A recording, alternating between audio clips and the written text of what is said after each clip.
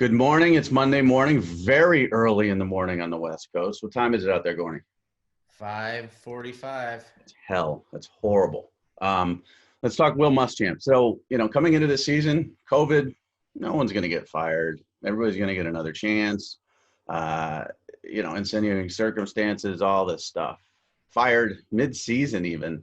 Were you surprised? I wasn't.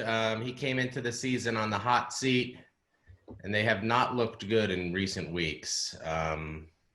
Just uh, both sides of the ball. The offense really has never clicked under him, and I think that has been the real problem. And in recent weeks, the defense has looked really bad. So I think South Carolina needs to go offensive mind. I think we've learned in college football, even from Alabama on down, you have to get an offense that can really outscore people and move the ball to become a real contender. And so I think that's the direction that they're going to go here. It's going to be interesting because the names that have been thrown around, some of them are offensive minds, some of them are kind of young coaches at schools that are doing well. So it'll be interesting to see how they go. Well, I've heard that they've already reached out to Hugh Freeze. That's no surprise. He's got a nice buyout at Liberty, but I don't think anything is going to stop an SEC team from taking him. Interesting if he does come back to the SEC because of the NCAA issues that he did have at Ole Miss. But winning is winning, and he's doing a great job at Liberty. Obviously he's defeating ACC teams and, took care of Virginia Tech. So I think he's candidate number one. Recruiting wise, I know we both talk to recruits here and there, and they all say the same thing. Usually when these things occur, I'm disappointed. I'm going to wait and see. I think this hire will probably come at the end of the season because a lot of these guys are currently coaching. But from a impact recruiting wise, this is not a good class. This is the 50th class in the country. They've got 2 4-stars here. This really, really fell off from top 25 recruiting classes down to 50 now with 16 commitments. A couple guys I'm looking at, George Wilson and Bryce Steele, we're both interested in North Carolina. We've got Bryson Nesbitt, 2021 tight end out there from Charlotte, who's supposed to commit to South Carolina. Not sure what's going to happen with him. Any feeling on any of these guys that you've talked to or heard about, making a decision?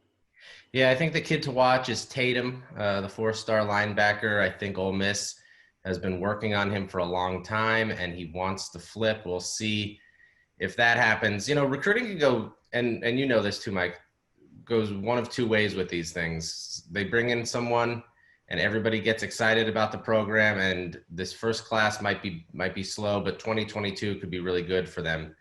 A lot of the coaching candidates that they're looking at have local ties. So Hugh Freeze would be interesting because I think offensive players would want to play for him. And I think he has used the transfer portal at Liberty to his success. Malik Willis, the quarterback there, used to play at Auburn and now is starring at Liberty.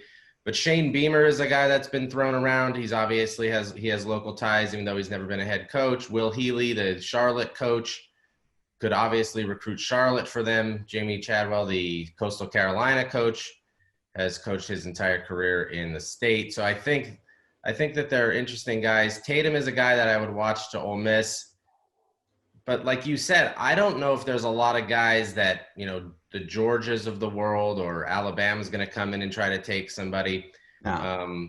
I wrote for today that, maybe Georgia Tech could come in and get somebody.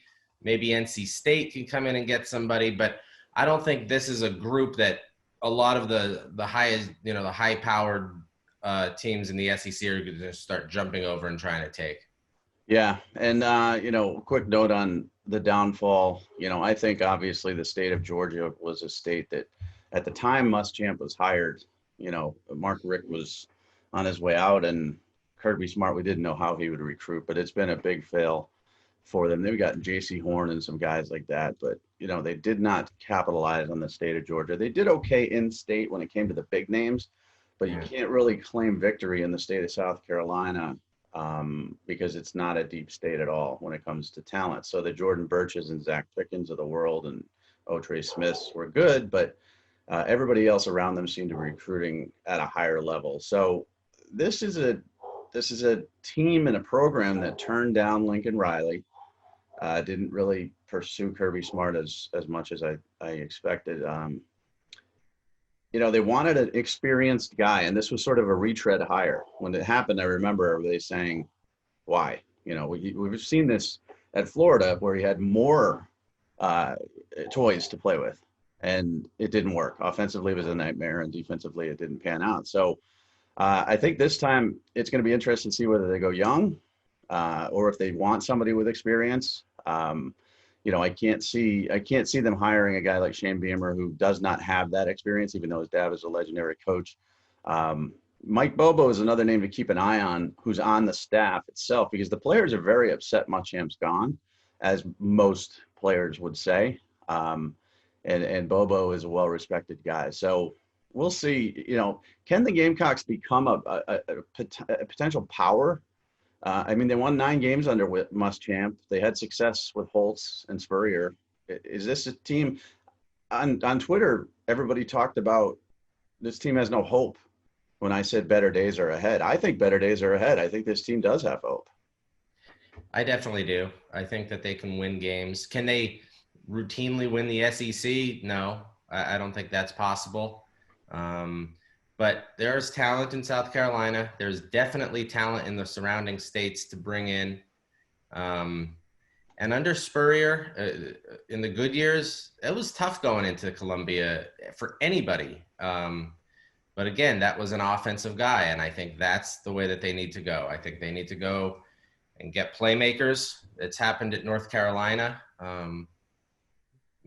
Mac Brown has come in, and even though that defense is a mess, he has put playmakers on the field, and they're scoring a lot of points. And I think that's just the way of college football. I don't think, Will Muschamp's philosophy of kind of grind it out and slow it down and try to beat teams is the way to win games anymore, especially in the SEC. Alabama learned that lesson. I think Tennessee is learning that lesson, that it's not working out that way. LSU now opens it up and throws it all around, and they won the national championship last year. So I think that model is the way they go. If they can kind of swallow Hugh Freeze's off the field incidents and they're convinced he's moved on from that, I think that would be candidate number one. He has done a phenomenal job at Liberty.